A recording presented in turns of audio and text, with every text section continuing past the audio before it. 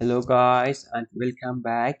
In this video I show you how to fix this error.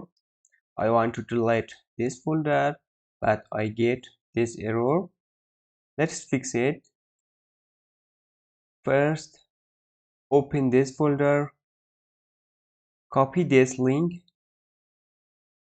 right click here, then click on copy, close this page.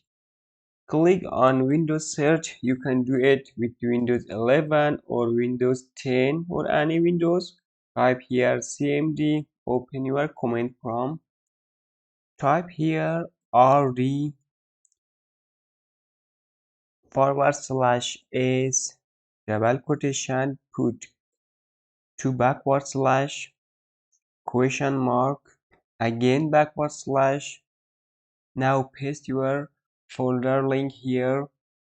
In the end again put double quotation, it is my folder name, it is on desktop, then hit enter.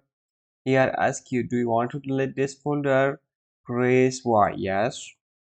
If you get this message, cannot find this file specified, you can try other way. If you get this error, now let's try the second way. Open your WinRAR. If you don't have this software, install this software, then find your folder. For me it is on desktop. Select this folder, then press shift with delete, then click on yes.